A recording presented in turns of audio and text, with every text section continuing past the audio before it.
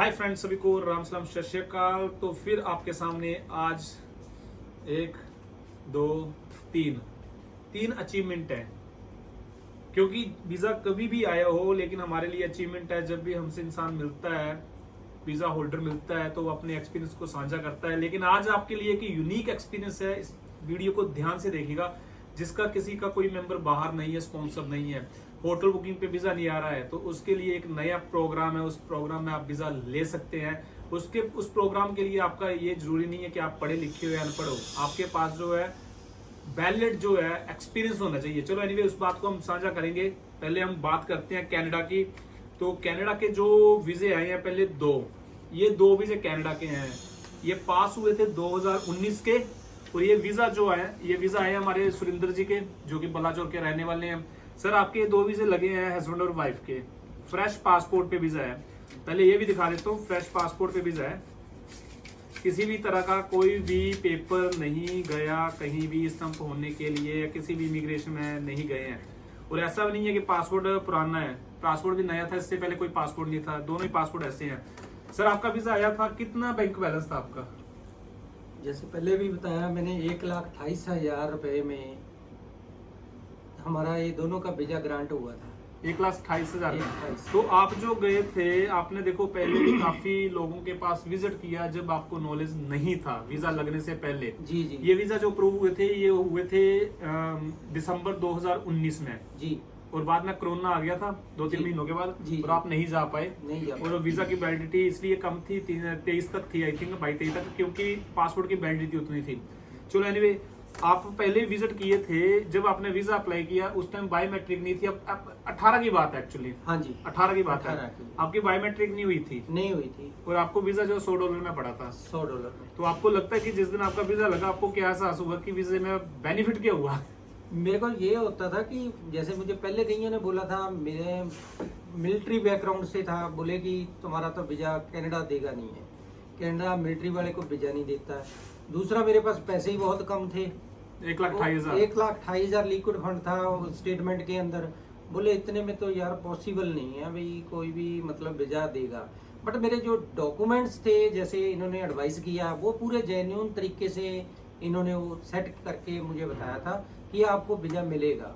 उसी हिसाब से जैसे इन्होंने गाइड किया, और मैंने ये अप्लाई किया था, और ये वीजा हमारा दोनों का ही आ गया था, मेरा और अप्रूव हुआ था। मेरी। और इत्तेफाक की बात लगाऊं बताने, इनसे पहली मुलाकात होती है 18 अप्रैल 2018 में।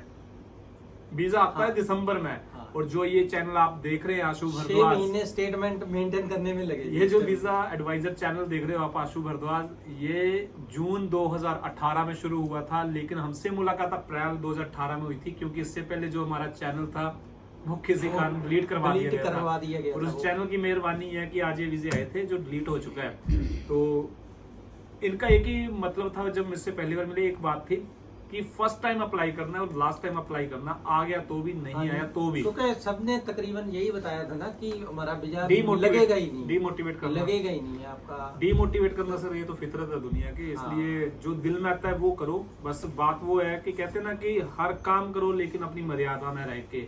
वो काम भी मत करो जिसको दुनिया पसंद ही ना करे। तो चलो, ये तो हो गई ये बात वीजा की। अब जो वीजा आया है, नया वीजा, ये आया है इसी मार्च। भाई साहब का कनाडा में कोई नहीं है, नो स्पॉन्सर, पैसा इतना है नहीं है कि होटल बुकिंग पे जा सके, क्योंकि गए नहीं, कहीं गए नहीं। तो इस स्थिति में वीजा कैसे मिला? जो बैंक था वो भी लोन उठा के पता नहीं कैसे कैसे इन बेचारों ने जमा करवाया 4-4.5 लाख रुपया। वीजा आया कैसे? तो आज जिन लोगों का कोई नहीं है बाहर, बैंक में बैलेंस कम है, या जो लोग जा नहीं सकते, उनके लिए बेस्ट ऑप्शन बता रहा हूँ, रेड सील प्रोग्राम। सर, ये आपका भांजा लड़का, हाँ, प्रदीप कुमार। हाँ, भांजा। एक तो पहली बात इस वीजे की, मैंने जब पहले फोटो डाली तो लोगों ने कहा फेक है, क्योंकि लॉस एंजलिस से वीजा इशू हुआ है। बहुत बंदों ने बोला, हमें भी बोला कि ये तो ऐसे ही स्टिकर चिपकाया हुआ तो है। उन बेवकूफों को एक चीज बताता हूँ कि फाइल ऑनलाइन जाती है, कहाँ से अप्रूवल हो रही है, वहां का छप के आता है। मेरे वीजा के ऊपर ओटावा लिखा हुआ है, कईयों के न्यू दिल्ली लिखा होता है, कईयों का कुछ लिखा है। एक वीजा कनाडा का हो रहा है, उस पर रोम लिखा हुआ है। चलो एनीवे, ये उन शिमला मिर्चियों के लिए जवाब था जो बोल रहे थे कैसे फेक हो सकता है। नहीं, इनका वीजा डाला आपने, आपका वांझा है जी। आपने रेड सील प्रोग्राम कहाँ से पता चला आपको, या कैसे रेड सील का जिक्र आपने भी किया था, उस टाइम बताया था, और एक जगह मैंने यूट्यूब पे भी देखा था रेड सील प्रोग्राम। फिर मैंने सर्च किया कि पूरे कनाडा के अंदर जितने प्रोविंस है 10 है 11 है, सब में अपने अपने प्रोग्राम है, अलग अलग ट्रेड है, जहां उनको जो ट्रेड की डिमांड है उस ट्रेड के मुताबिक अगर उनको एक्सपीरियंस बंदा मिलता है, कोई बंदा बोलता है कि मेरा इतने साल का एक्सपीरियंस है, तो उन्होंने क्राइटेरिया बनाया। फॉर एग्जाम्पल एक कुक है जिसका इंडिया में 2.5 साल एक्सपीरियंस है, वो बंदा वहाँ जाके एक चैलेंज सर्टिफिकेट होता है कि मैं मतलब चैलेंज कर सकता है ट्रेड को, वहाँ जाके एग्ज़ाम दे के सर्टिफिकेट हासिल कर सकता है कि मैं ये काम यहाँ पे कनाडा में आके कर सकता हूँ। उस बंदे की वो एक नॉमिनल फीस है, प्रोविंस टू प्रोविंस डिफर करती है, कहीं 120 है, कहीं 130 है, कहीं $150 है। वो फीस पे करके उसके बाद अपना वहाँ जाके एग्ज़ाम दो, उसके बाद आपको जॉब मिलेगी। क्योंकि इंडिया में तो ऐसा एक मैकेनिक है, जब दिल किया खोखा खोल लिया, मैकेनिक शुरू कर दी। इलेक्ट्रिशियन है, काम सीखा, आता नहीं आता है, वो अपना घरों में जाके बिजली का काम कर रहा है। लेकिन कनाडा में ऐसा नहीं है, जो मैंने पढ़ा है और देखा है, वो बिना लाइसेंस के आप इवन नाई का काम भी नहीं कर सकते हो। तो उसके लिए कि वहाँ की क्वालिफिकेशन है ये रेड सील। जो रेड सील प्लम्बर है, कारपेंटर है, कोई भी है, उसके पास अगर ट्रेड का वो सर्टिफिकेट है देन वो काम कर सकता है। अदरवाइज चोरी छिपे तो कर रहे हैं, लाइसेंसिंग मतलब अथॉरिटी के तौर पे नहीं कर सकता है, लीगली नहीं कर सकता। ये जो रेड सील प्रोग्राम है ये अप्रोक्स 2020 में लॉकडाउन के टाइम या 2021 में मैंने इनको सुजेस्ट किया था कि अगर इन्होंने बात की थी भांजा, इनका सगा रेल भांजा है, तो उनकी बात की थी, मैंने इनको यही कहा था कि जो कुछ नहीं कर सकता है उसका रेड सील प्रोग्राम में डाल दीजिए, प्रोग्राम में नाम अपलोड कर दीजिए पेपर। वो किया, जेन्युइन एक्सपीरियंस इनका तैयार किया, 1 साल का, 1.5 साल का, 2 साल का, जो भी इन्होंने करना था किया, बैंक में बैलेंस किया, वहां से अप्रूवल आई। अप्रूवल आने के बाद जेन्युइन फाइल जो जैसे विजिटर की लगाते हैं वैसे फाइल लगा दी, और वीजा जो है ऐसा नहीं कि कोई एग्जाम के लिए महीने 2 महीने का आया है, ये वीजा 4 साल का, 4 साल 7 महीने का है, 27-28 तक का वीजा ये वैलिड है। पासपोर्ट जब तक है। सी वीजा होता है, टूरिस्ट वीजा होता है वैलिड, लेकिन आप एग्जाम देने जा रहे हैं, लेकिन आपको जब वहां पे सर्टिफिकेट मिल जाता है, एग्जाम पास कर लेते हैं, तो आप उसको कन्वर्ट कर सकते हैं अपने वर्क परमिट में। अब समझना, इस वीडियो को आज पूरी देखना, कट मत करना, क्योंकि इसी वीजा में, इसी वीडियो में, इसी फाइल में आपको पता चलेगा कि आप घर बैठकर वर्क परमिट कैसे ले सकते हैं। तो ये टूरिस्ट वीजा आपको वर्क परमिट दिलवा सकता है, और यही प्रोग्राम मैं बोलता हूँ कि जो कुछ नहीं कर सकता है वो रेड सील प्रोग्राम अप्लाई करें। 2025 तक इन्होंने दिया ना सर, कि 2025 तक उसको कनाडा कंट्री आउट भी करने की जरूरत नहीं है।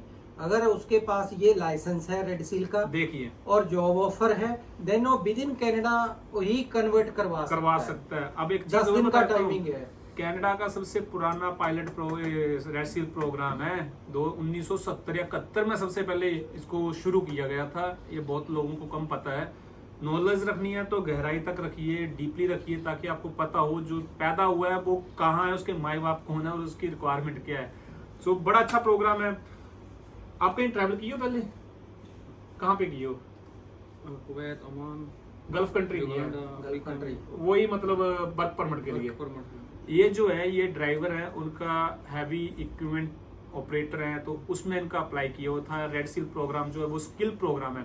सो फाइनली लास्ट में एक चीज बोलूंगा कि आज वीडियो को स्किप मत करना, क्योंकि आज की वीडियो आपको कनाडा का वर्क परमिट दिलवा सकती है, आज की वीडियो आपको कनाडा का वीजा दिलवा सकती है, जो सिर्फ वर्क परमिट आपको $350 में मिलेगा, $327 में, जिसमें $180-85 जो है कनाडा बायोमेट्रिक और वीजा फीस है, $120-30 जो है वो है आपके वर्क परमिट के।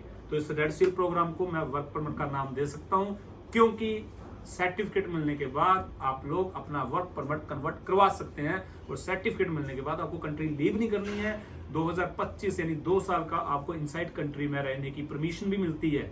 सो इस वीडियो को स्किप मत करना, पूरा देखना। Thank you so much everyone. And Surendra ji, आपको अगेन कॉन्ग्रेचुलेशन, चाहे देर के बाद या पहली बार, क्योंकि मुलाकात जी काफी टाइम बाद हुई है। और ये आपके भांजे को भी कॉन्ग्रेचुलेशन। ये वीजे जो है आए हैं कनाडा के, 3 वीजे हैं। सो एनीवे कॉन्ग्रेचुलेशन भाई साहब। Thank you. तो आगे अपने जितने भाई बहन है सारे रेड सील प्रोग्राम में डालिए, जिसको नहीं पता चलता है कांटेक्ट कीजिए, बताएंगे हम लोग कहाँ पे क्या करना है। आपका काम हो जाएगा। Thank you so much everyone, bye bye, take care.